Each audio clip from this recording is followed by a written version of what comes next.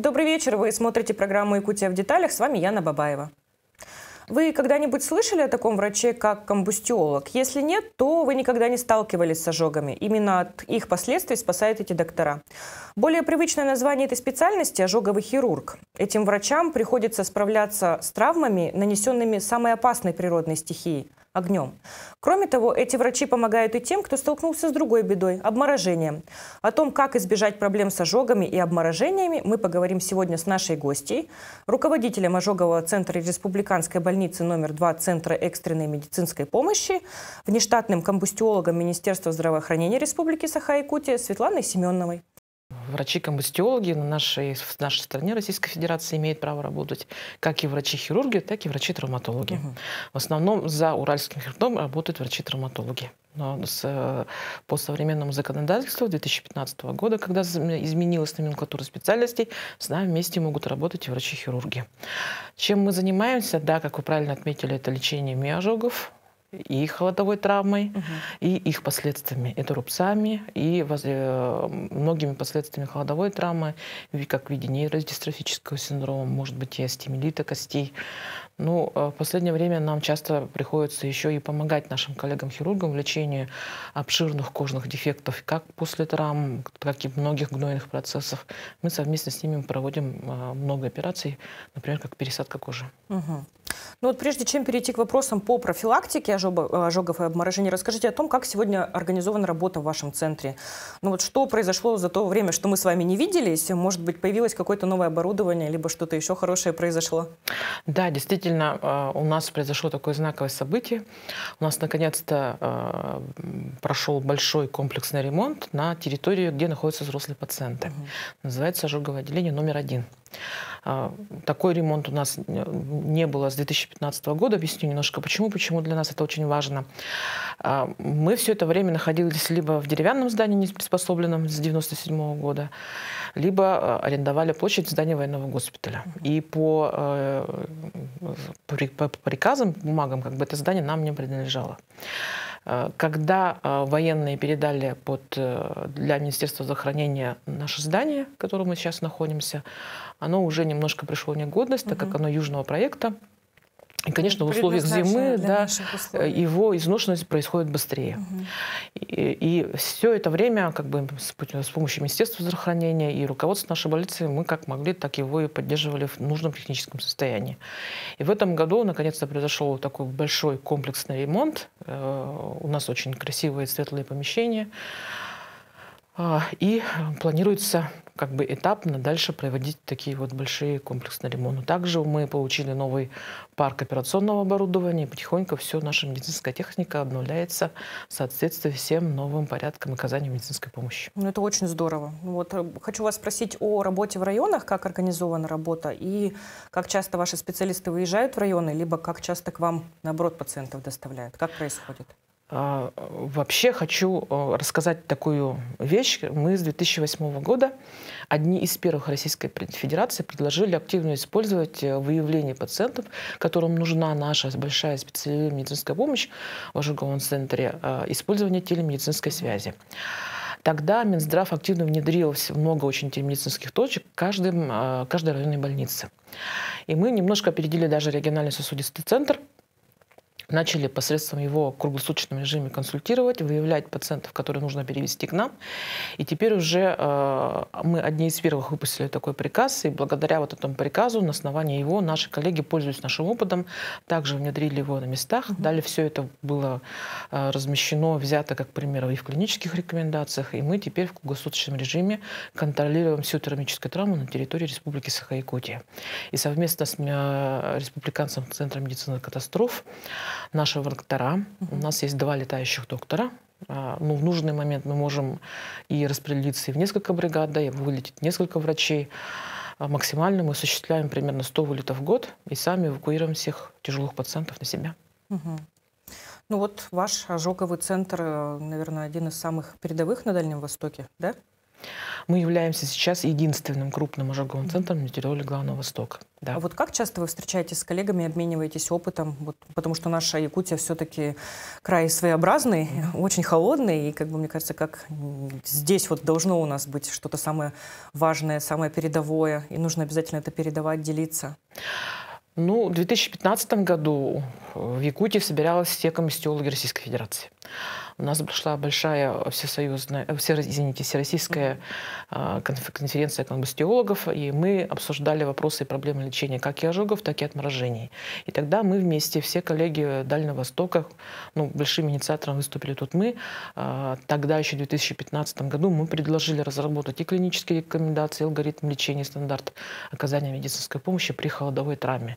Да, действительно, тогда мы явились хедлайнерами в этом вопросе. Мы ежегодно, комбустиологов нас очень мало, в нашей специальности всего по России нас чуть более 500 специалистов. Ежегодно мы встречаемся на всероссийских конференциях. У нас есть своя объединенная общественная организация, называется «Мир без ожогов». И под руководством главного внештатного комбустиолога Минздрава Российской Федерации мы собираемся либо в апреле, либо в сентябре, обсуждаем все новые методы лечения, проблемы оказания медицинской помощи, обмениваемся опытом. И так как мы в своей профессии большинство давно, молодежь с неохотой идет в комбустиологию, потому что это очень сложная профессия, требующая знания многих смежных специальностей. Сложная, ответственная, психологически сложная очень, да, и поэтому очень сложно. Но зато у нас не бывает случайных, скажем так. Пришел, тот и остался. Тот и остался навсегда, да.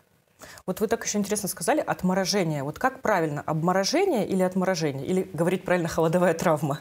Вы очень правильно и верно задали вопрос, потому что мы очень часто встречаемся с тем, что обычно в периодике или в СМИ все пишут обморожение. Да? Но тут следует сказать то, что в медицинской практике, это если касается медицинских вопросов и регламентирующих документов, всегда пишется отморожение. Потому что травма получается не обмороз, а от мороза. Правильно так. Хотя говорят филологи, что и правильно, и так, и так. То есть допустимая норма? Ну, в плане в разрезе медицинского... Как термин? Да, термин он от отморожения. Ладно, я все по привычке буду говорить обморожение, с вашего позволения. Вот хотела спросить о том, что все-таки в вашей специальности, да, вы верно, думаю, подметили, что очень эмоционально и психологически сложно, потому что пациентам очень больно. Вот, даже, я не знаю, в бытовом плане, когда ты обжегся, это прям неприятно, доставляет дискомфорт. А если у человека очень большой процент, то это вообще, мне кажется, невыносимо больно. Как помогаете? Может быть, какие-то новые решения есть в этом вопросе?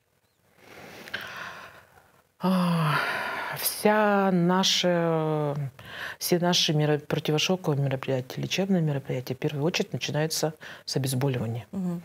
Это такой вот золотой стандарт. Любой травмы, любой степени, любой площади, в первую очередь угла во время лечения ставится эффективное обезболивание. Есть масса современных препаратов, которые мы сейчас используем. И внедряем в свою работу, предлагаем, смотрим у смежных специальностей, у онкологов, неврологов. Что-то берем оттуда. Да? У них появляется очень много, так как они часто это используют, у них опыта больше, мы спрашиваем, что-то применяем в своей практике. Это первое. Во всем мире, конечно, где условия лучше, плюс используют различные психологические там методики. Например, в реанимации в Германии мы видели, что обязательно меняет даже свет в зависимости от состояния пациента, подсветка. Поэтому наш оперблок, он в таком в нежном светло-зеленом цвете, потому что тот цвет, который настраивает организм, успокаивается, ему менее больно и как бы такой вот очень седативный эффект имеет. Нельзя оформлять, говорят, лечебные помещения в красные или в оранжевые оттенки. Морально давят, да? Да, поэтому мы все это в реконструкции своей ремонте учли обязательно. Здорово. Ну вот сейчас у нас наступили самые настоящие холода. В регионе уже хозяйничают морозы крепкие. Стало ли у вас больше работы? Ну вот смею предположить, что у вас как раз начинается самый сенокос, как говорится, самый сезон. Да, вы правы, у нас количество поступлений зависит от температуры тоже. В целом количество пациентов с холодовой травмой, конечно же, зависит от среднегодовой температуры. Но в этом году нас погода баловала. Да, у нас аномально был теплый ноябрь. теплый относительно декабрь, минус 40 вот наступило только сейчас, сегодня. Поэтому, конечно, у нас пациентов холодовой травмы было чуть меньше. Но, к сожалению, тяжелых пациентов с тяжелой термической травмой, оно как бы ежегодно остается на том же самом уровне. В этом году, если говорить об ожогах, то их гораздо больше. А почему? Неизвестно? Я могу предположить только, ну, во-первых, наверное, скорее всего, очень много пожаров. В связи с тем, что жилищный фонд, он устаревает, и где-то выходит из строя не вовремя, конечно, и отопление, и что-то еще связанное с этим, проводка, да. Причину, ну, по крайней мере, по статистике нашей видно, что много у нас поступило с пожаров в этом году по сравнению с предыдущими годами. Травма, ну, про нас говорят, что ожоговые центры — это отделение, это социальные индикаторные объекты, в котором, к сожалению, у нас рост травматизма наблюдается, когда происходят и в политике, и в социальной сфере какие-то изменения большие, крупные. Да, в это время у нас отмечается такой повышенный травматизм. Интересная статистика. Ну, давайте поговорим о том, как не получить травму, вот, что нужно делать, как одеваться, вообще какие советы есть, чтобы все запомнили и обязательно пользовались. Позвольте уточнить, Анна, вы говорите сейчас про холодовую травму или про ожоги? Да. Сначала с нее начнем. Да, действительно, в условиях нашей республики, да не то, что нашей республики, в условиях Сибири, да и всей страны, наверное, 2/3 нашей необъятной родины в зимнее время находятся в минусовой зоне. И тут, конечно же, особенно в условиях крайнего севера, нам, жителям, надо быть очень-очень осторожными, очень адекватно расценивать свои силы и, собираясь особенно в дальнюю дорогу, адекватно оценивать техническое состояние своего транспорта или то, на чем будет передвигаться, сообщать путь, свою схему движения своим родственникам, коллегам, как бы, да, и обязательно, если есть какие-то сопутствующие заболевания, там, сопутствующая патология терапевтическая, да, правильно, адекватно оценивать свои силы, собираясь в дорогу. И, конечно же, одеваться по сезону, забрать с собой запас одежды, потому что часто травму получают, когда тяжелую, когда едут в дороге и в легкой одежде. А запас одежды с собой не берут. Нет чувства опасности. Обязательно с собой брать какие-то дополнительные источники питания, электричества, да, и, соответственно, если случилась поломка, ну и двигаться, предугадывать те участки, где нет сотовой связи, да, и быть в этих местах очень-очень осторожными. Что касается одежды, хочу сказать, что одежда, конечно же, преимущественно должна быть из натуральных тканей, но на сегодняшний момент очень много всяких разных и термобелья очень качественного, да, которое позволяет в какой-то мере удержать собственное тепло. Но тем не менее наши правила никто не отменял, общепринятые. Это когда в холодное время должно быть очень много многослойной одежды, свободной, между которой есть прослойка воздуха, на самый главный теплоизолирующий получается, ну, в физическом плане таком, да, барьер. И, конечно же, обязательно слой натуральной ткани. Хлопок, шерсть — это в условиях севера обязательно. Поэтому, если меховая одежда, то, конечно, тоже это только приветствуется. Термоожоги. Вот что нужно сделать, чтобы уберечь себя?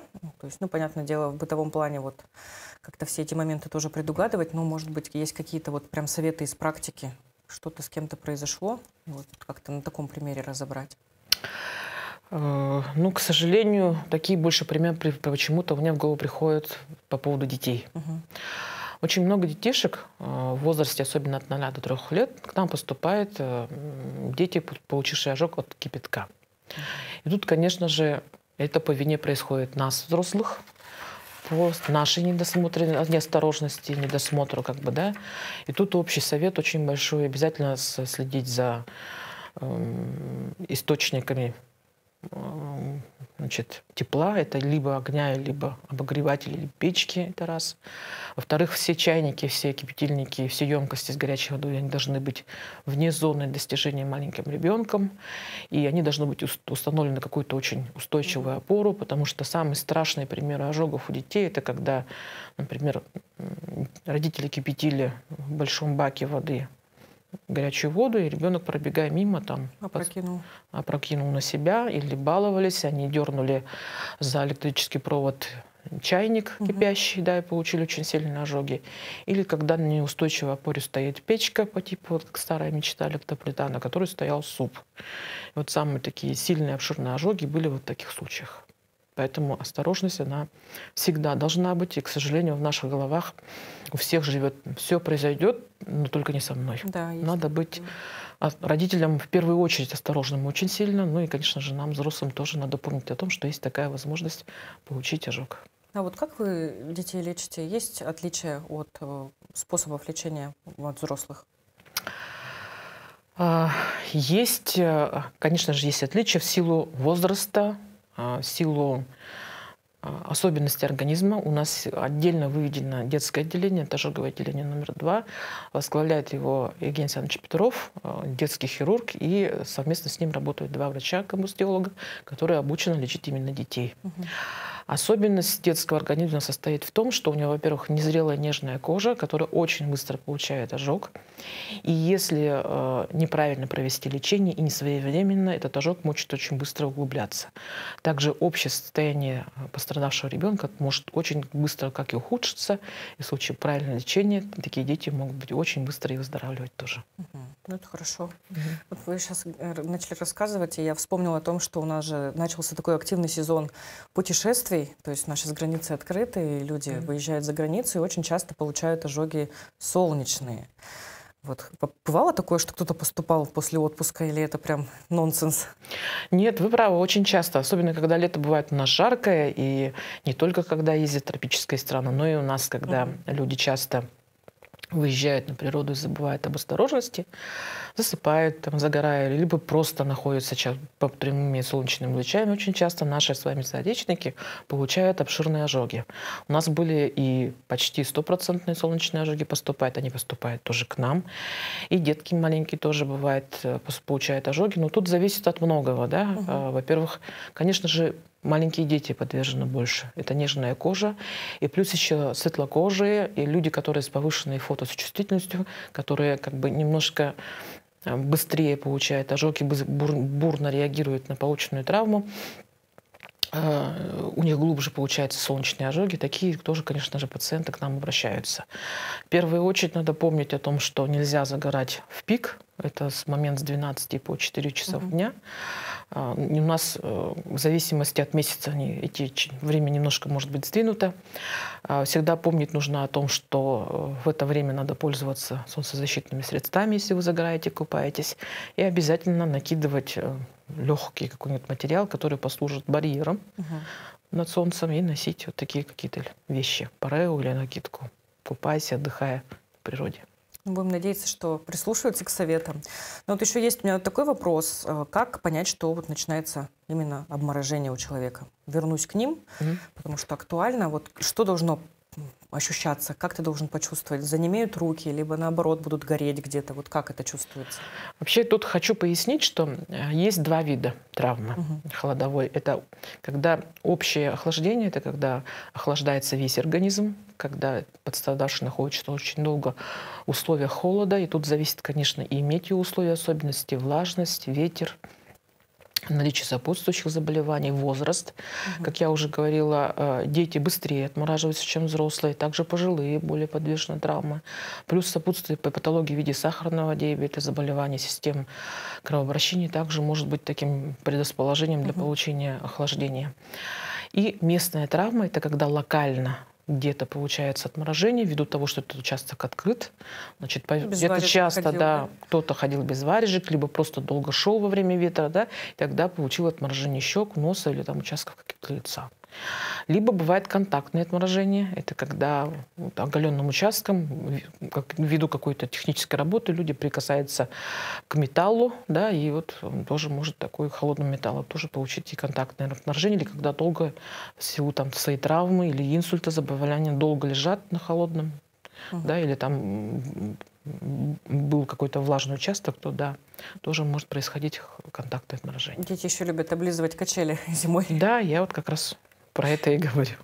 Да, вот есть еще у нас в магазинах продают всякие крема для щечек. Вот они помогают?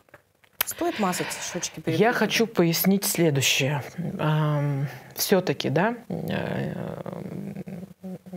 Ну, часто бывает так, что состав вот этих вот кремов, которые имеется огромное количество сейчас на рынке, он иногда абсолютно не соответствует тому, что есть. Да? Но золотое правило в условиях крайнего севера, в условиях крайне низких температур, перед выходом на улицу лучше ничем не пользоваться, вот честно говоря. Тем более не умываться, чтобы ничего влажности никакой не сохранялось.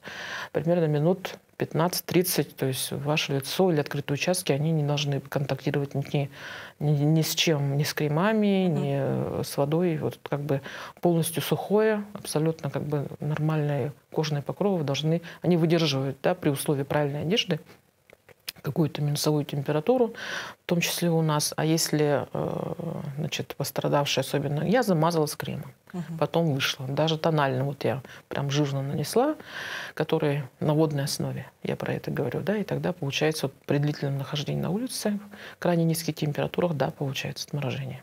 Ну, чаще оно, конечно, бывает поверхностное, но вот надо немножко... У нас вот как бы вот, патогенетически, если говорить со стороны специалиста, вот совет такой. А вот как действовать, если ты понял, что у тебя есть обморожение? Что нужно сделать? Ну вот если нет возможности позвонить в скорую помощь. Если мы говорим о локальных отморожениях, да, то в первую очередь никогда нельзя растирать. Нельзя растирать снегу. Тем самым мы разрушаем, когда пациент получает отморожение, вот этот участок пораженный, если его посмотреть под микроскопом, он там местами даже кристаллизируется где-то, да, и поэтому растираем, он, грубо говоря, мы разрушаем даже межклеточные какие-то связи. Тем самым мы делаем еще хуже. Значит, ни в коем случае не растирать. Если это отморожение локально какой-то ступни, там, руки, да, не погружать сразу в горячую воду. Отогревание должно быть постепенное, поэтому накладывается термоизолирующая повязка. Она может быть термоизолирующая, это вот принцип отогревания изнутри. Когда издревле на Руси готовили капусту, да, замораживали ее, потом заносили домой, укрывали огромным слоем количеством одеялов, тулупов, там, да, одежды. И она 3 дня постепенно отходила, а потом, когда я заготавливала, она приходила практически в нормальное такое свое свежее состояние. Принцип такой же. Отогревание постепенное. И в современном лечении тоже. И если вот эти все условия постепенности отогревания соблюсти, и плюс сочетание с нашими новыми современными методами лечения, то результат получается очень неплохой. Поэтому все те пациенты, которые поступили до отогревания к нам в отделение, приемный покой, шанс, что все будет хорошо, он очень высок. Только в том случае, если этот человек, который получил травму, не очень долго находился на улице. Если, конечно же, человек долго, там, всю ночь или хотя бы там часа 4 при минусовых температурах находился на улице, да, тут, когда наступают необратимые изменения, конечно же, говорить о полном восстановлении кровотока и полном заживлении всех ран, восстановлении говорить, скорее всего, нельзя. Просто объем поражения будет намного меньше, чем у тех пациентов, которые, скажем так, не обратились вовремя за медицинской помощью. Тогда спрошу все-таки еще и про ожоги. Как действовать? Вот что делать, если мы кипятком облились? Как бежать под холодную воду? Нет? Да? Нет, все правильно. Все да. правильно? Вы абсолютно правильно задаете этот вопрос, потому что мы специалисты, замечаем, что в последнее время наши граждане забыли, как правильно оказывать медицинскую помощь. Особенно в экстремальных условиях, почему-то вообще все напрочь забываешь.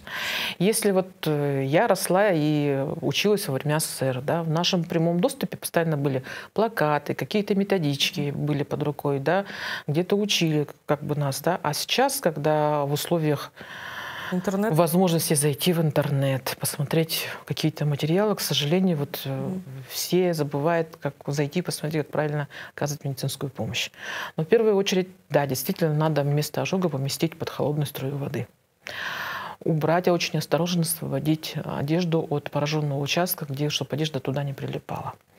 В-третьих, если все-таки процент, а мы именно поражение кожи при ожогах считаем в процентах, то есть все тело это 100%, да, и оттуда у нас есть свои правила, как высчитывать процент поражения.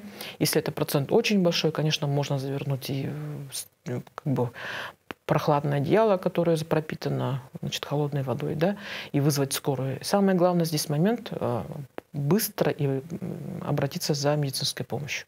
Если ожог не очень большой, да, просто покраснение, то можно справиться своими силами, как бы минут 10 под холодной водой, потом правильно наложить повязку. Если образовались пузыри... Не трогать их, насколько я помню. Ну, в принципе, да, их пока не трогать до момента обращения за медицинской помощью, потому что некоторые пузыри надо вскрывать, но это надо делать, но это должен делать, решить специалист, и вскрывать должны в стерильных условиях. Если все-таки пузырей очень много, и поверхность такой, значит, гиперемии, покраснения очень большая, особенно у детей, только обязательно, конечно, надо обратиться к нам. Мы работаем в круглосуточном режиме. Ну вот мы, получается, ожоги вылечили, остались рубцы у некоторых. Что делать с ними? Очень часто косметологи говорят, мы вас избавим от любого вида рубцов. Так ли это? И вот еще один вопрос хотела задать, забыла. Можно ли верить интернету? Потому что иногда, даже когда ты в экстремальных условиях что-то читаешь, советы бывают не совсем адекватными. На какой сайт попадешь? Вот как информацию выбирать? И потом вернемся к косметологам. Ну, начну с конца перечня вопросов. Все-таки, да, вы абсолютно правы. В интернете очень много недостоверной информации. К сожалению, посоветовать, как выбирать, я могу посоветовать, как вылечить. Да? В плане информации, конечно, нужно верить только достоверным тем сайтам, например, официальным сайтам больницы, официальным сайтам медицинских организаций и каких-то медицинских сообществ. Что касается ожогов от отморожений, очень хороший совет можно просмотреть на сайте комбустиолог.ру, сайт общественной организации «Мир без ожогов», где прямо попунктно, очень подробно написаны все виды медицинской помощи. По поводу рубцов. Мы давно занимаемся лечением рубцов, и у нас все наши пациенты, которые получили ожоги, у которых обширные ожоги, они, значит, есть правило, мы прямо в выписке указываем, что через каждые 2 недели, месяц они должны подходить на медицинский наш контроль и осмотр, потому что рубцы, к сожалению, развиваются и растут. По мановению волшебной палочки, к сожалению, рубцы никуда не деваются. Ими надо заниматься. Рубцы остаются после глубоких ожогов. Конечно же, может быть, в силу своей генетической особенности, предрасположенному к рубцовому образованию, у пациента рубцы могут образовываться бурно и сильно, даже при таких пограничных, неглубоких таких ожогах. И, к сожалению, вот за такими пациентами нужен контроль, потому что сейчас существует масса методов, масса препаратов, масса различных методов, в том числе ношения компрессионной одежды, применение силиконовой мази, все, что профилактирует бурное развитие рубцовой ткани. Но все-таки, если контрактура, если развились грубые деформации, то мы таких пациентов приглашаем дальше уже на операцию. К сожалению, маленькие дети, которые растут быстро, а рубцовая ткань, она не растет, она не эластичная, она может быть потом с возрастом, с ростом скелетным быть причиной такой сильной, очень выраженной контрактуры. И поэтому мы маленьких детей ежегодно вызываем, кто пострадал от ожогов, на контрольный свой осмотр. Все те, кто пострадавшие у нас лечились с районов, они к нам через центральную районную больницу, они через телемедицинскую связь тоже могут получать консультацию с нами. Вот я знаю, что вы еще лечите пациентов, которые получили разряд тока. Как вот с ними ведется работа и вообще, что нужно сделать, если ты увидел, что человека током ударил? Вы правы, это очень сложная и тяжелая травма. Она очень обманчива в плане того, что мы сейчас очень часто видим, как маленькие дети получают электротравму. Да? Они не осознают того, что делают, хватают шпильки, втыкают розетки, либо просто играет проводами, вследствие этого нарушенно получает. Чем опасен электроток? Бытовой ток, электротравма вообще делится на несколько видов. Да? Это низковольтовая, это вот бытовой наш 220 вольт. Средневольтная и высоковольтная. Самая, конечно же, опасная для жизни – это высоковольтная травма. Прямое воздействие тока влияет на сердечный ритм, вплоть до остановки сердечной деятельности. Также электроток поражает, он движется по менее сопротивляемым тканям человека, это по кровеносным сосудам, по нервам, тем самым их поражая. Поэтому если пострадавший схватился руками или прикоснулся к верхней половине части тела, называется верхняя петля, то здесь, скорее всего, плюс ко всему образуется поражение сердечной мышцы. Да, или нарушение ритма, которое может возникнуть в течение 3 дней после получения травмы. Даже так, да? Да, поэтому всех поступающих, у кого было прямое воздействие электротока, скорая обязательно снимает ЭКГ. Мы по нему оцениваем риск развития нарушения сердечной деятельности, и, скорее всего, мы госпитализируем на наблюдение на 3 дня. Чем еще опасен электроток? Тем, что входное отверстие, оно очень маленькое, и как бы кажется, травма маленькая, а на самом деле он некротизирует все те участки, под которым ток бежит, и поражает внутренние слои кожи и, значит, сухожилия, нервы, и даже достигает костной ткани, хотя входное отверстие очень маленькое. Да? Поэтому тут должен оценить опасность именно специалист. Как действовать при этом случае? Тут, конечно же, зависит от, вот я говорила, от вида травмы. Если это бытовой, получено в быту, то, скорее всего, это низковольтная травма. Конечно же, надо смотреть место поражения, обязательно привести пострадавшего к нам, к медикам. Если мы говорим о средневольтной и высоковольтной травме, которая получена в результате обрыва проводов высоковольтной линии или под воздействием во время работ, да, то, конечно же, тут помнить надо обязательно о том, что высоковольтная травма, в том числе, если это был обрыв проводов, он распространяется на некоторую площадь вокруг вот этого вот источника. И тут большая есть опасность получить электротравму человека, который оказывает первую медицинскую помощь. То есть надо убедиться, что источник обесточен. Да. Или если видно, что лежит пострадавший, к нему тянется провод, как-то издалека отодвинуть этот провод, позвонить скорую, вернее, службу спасения, объяснить, что вероятно есть. То есть тогда уже электрик отключает линию, и только тогда можно подойти и спасти пострадавшего. Ну, вот такие какие-то основные моменты, коротко можно сейчас сказать. А как вообще они проходят реабилитацию, люди, вот, получившие такие электротравмы? Ну, во-первых, это, конечно же, очень длительное лечение. Это комбинация очень много препаратов, в том числе и физиолечения, местного лечения, оперативного лечения. И тут, конечно, задействовано очень много специалистов. Кроме нас, комбустиологов, это и невролог, врач, может быть, если в случае тяжелой травмы, когда наступает остановка сердечной деятельности, скорее всего, дело дошло до клинической смерти, огромную роль играют врачи-реаниматологи, анестезиологи. Вся интенсивная терапия лежится на них. Что касается реабилитации, зависит от того, что больше поражено было. Потому что при воздействии электрического тока очень часто поражается центральная нервная система, и сухожилия, бывают контрактуры, конечно же, да. Тогда таким пациентам после выписки от нас требуется длительный восстановительный период и санаторно-курортное лечение, какие-то реабилитационные центры, массажи, ЛФК. И опять-таки такие пациенты, они этапно проходят лечение у нас. Через каждые 3 месяца подлежат госпитализации, и тоже они реабилитируются под нашим контролем. Ну, вот в заключение хотела еще задать пару вопросов. Про ребят из участников СВО.